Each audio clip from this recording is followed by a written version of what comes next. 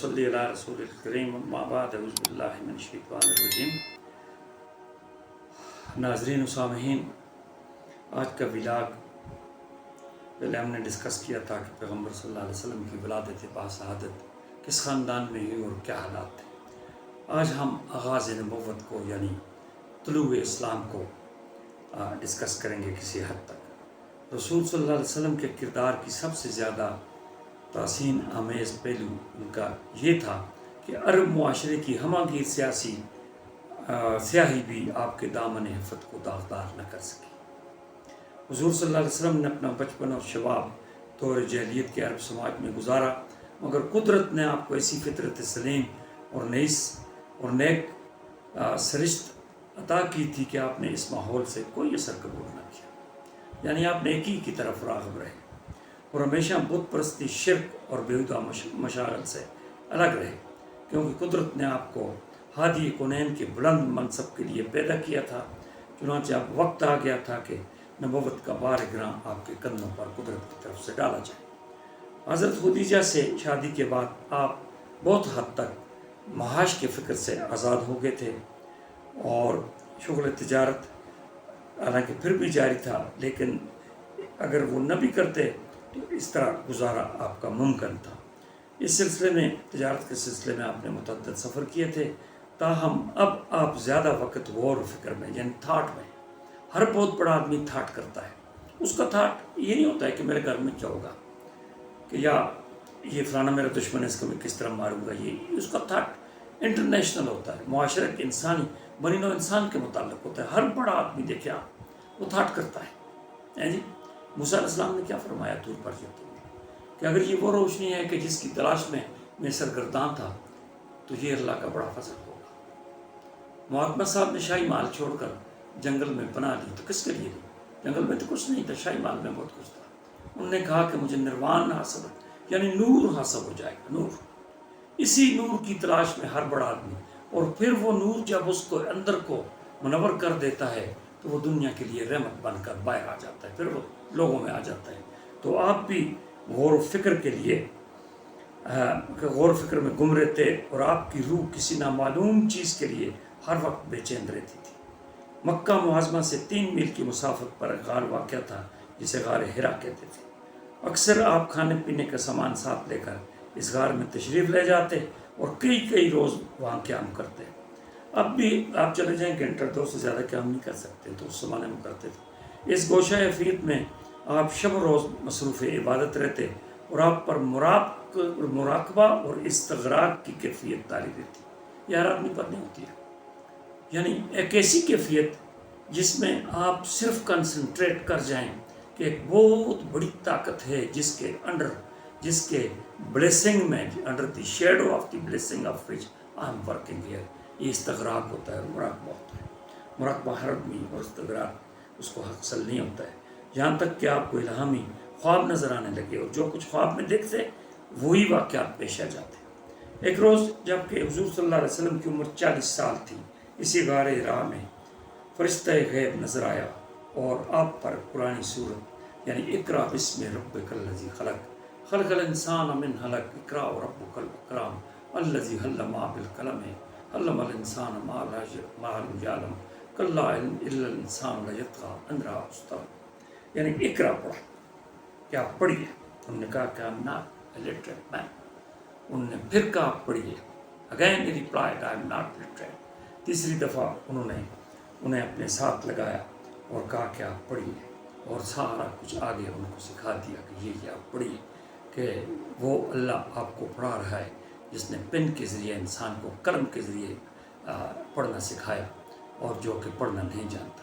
اقرأ وربک الاکرم، بہت بڑے الفاظ ہیں، آپ پڑھیے اور آپ کا رب بڑا کریم۔ علم الانسان ما لم یعلم، انسان کو وہ سکھایا جو کہ وہ نہیں جانتا تھا۔ اسی حالت میں آپ کے گھر واپس آئے، یہ بہت بڑا بوجھ تھا، بہت بار گران تھا کہ ساری مخلوق کا بوجھ آپ پر آ پڑا کہ آپ انہیں راہ راست پر لائیں گے۔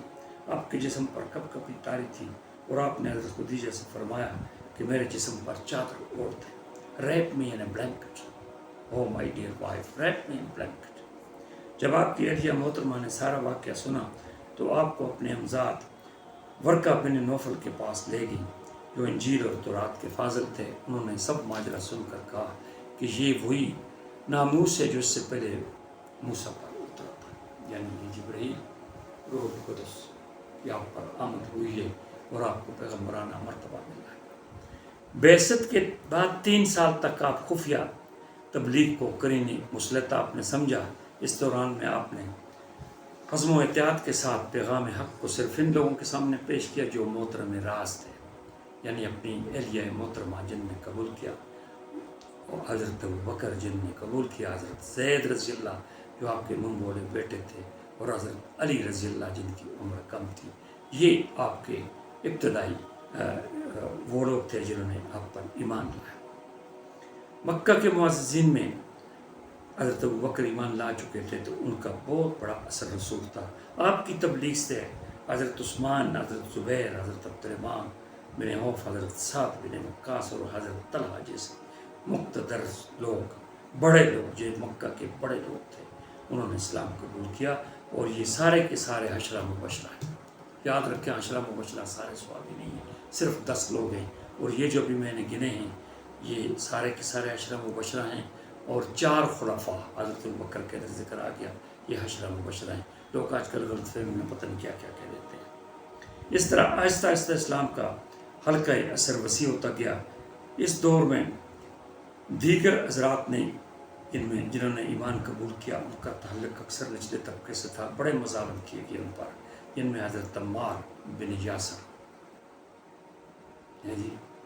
حضرت عمار، حضرت حباب، سعید بن زید، حضرت ارقم، عبداللہ بن مسعود رضی اللہ، ابو حبیدہ بن جراح، صہیب وغیرہ قسمہ نام قابل ذکر ہے۔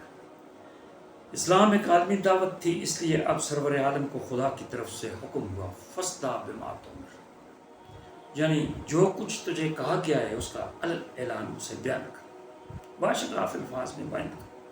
اس پر حضور صلی اللہ علیہ وسلم کوئی صفحہ پر چڑھ گئے اور لوگوں سے پوچھا کہ لوگوں، اگر میں تمہیں کہوں کہ دن army is coming to attack you from behind this mountain of Saur, would you believe؟ انہوں نے کہا کہ yes، کہ ایک آرمی آ رہی ہے، میں تمہیں کہوں اس صفحہ کے پیچھے سے تم پر اٹیک کرے گی تو کیا تم اعتبار کرو گے؟ انہوں نے کہا کہ yes as you never told lie، کہ آپ نے کبھی جھوٹ نہیں بولا، اس لیے ہم یہ تصور کر لیں گے کہ لشکر آ رہا ہے۔